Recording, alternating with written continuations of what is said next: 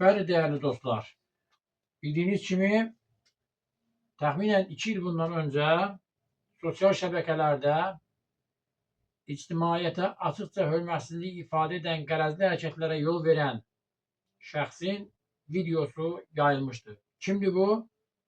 Şəkidə əvvəllər yüksək hörmətə, nüfuza sahib olan, hər kəsin sevimlisi olan, sonradan hər kəsin nifrətinə çevrilən Tüfü Tahir.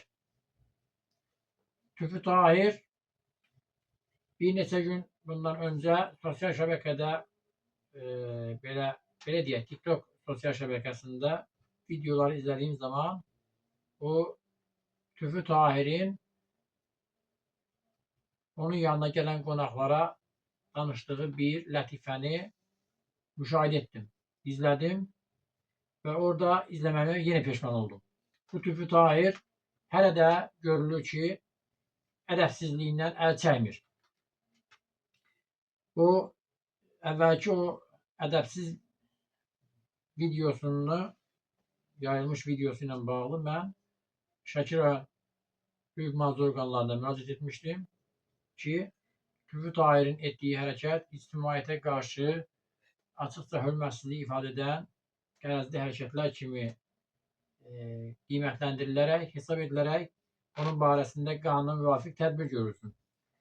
Artıq bugünkü o indiki hazırda qarşılaşdığım videoda gördüm ki, Tüfü Tahir indi videodan çıxışından sonra həmin o Tüfü Tahir'in o sosial şəbəkədə qonaqlara qarşı qonaqlara danışdığı lətifəni sizin diqqətinizə çatdıracağam.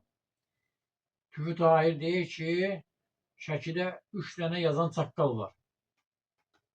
İndi mən hüquq mühafizə orqanlarına, Şəki rayon prokurorluğuna mən rəsmi məktub göndərəcəyəm ki, Tüfü Tahir dəvət olunaraq həmin o 3 dənə yazan çaqqalın kim olduğunu cavablandırsın.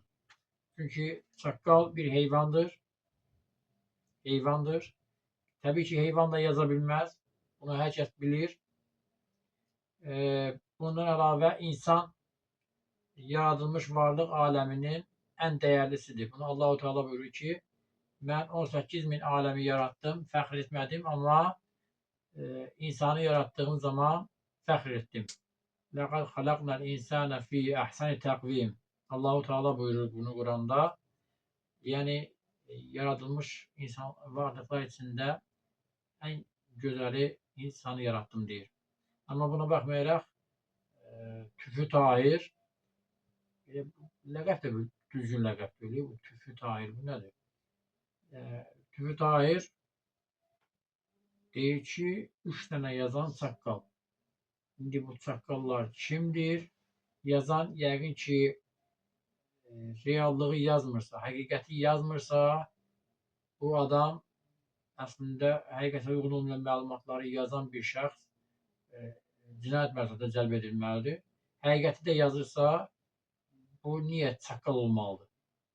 Yəni həqiqəti yazıb, həqiqəti yazmaq ev yıxmaqdırsa, o zaman o qədər həqiqətləri yazanlar var ki, indi bu Tüfü Tahir'in Şəki rayon ərazisində dediyi 3 dənə çaqqalın kim olması ilə bağlı mən buradan həm canlı olaraq xahiş edirəm Şəki rayon prokurorluğundan, həmçinin də rəsmi məktub göndərəcəyəm ki, Tüfü Tahir'in barəsində xüsusi ittiham qaydasında Şəki rayon məhkəməsində müraciət edilməsi üçün bunun barəsində tam obyektiv araşdırma aparılaraq nəticəsi barədə bizə məlumat verilsin. Biz də onu xüsusi ittiham qaydasında məhkəməyə verək.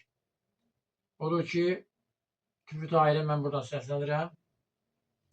Yaxşı olar ki, mənim nömrəm video paylaşımında görüləcəkdir.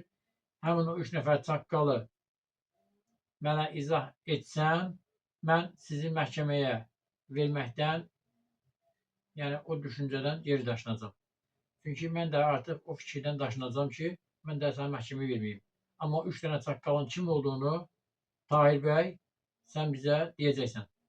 Və bunu da səndən xahiş etmirəm. Bunu rayon prokurorluğuna xahiş edib, səndən o cavabı biz alacağıq ki, 3 dənə Şəkidə yazan çaqqal kimdir? Amma ən sonunda sənə deyirəm ki, Tahir, sənə ayıb olsun.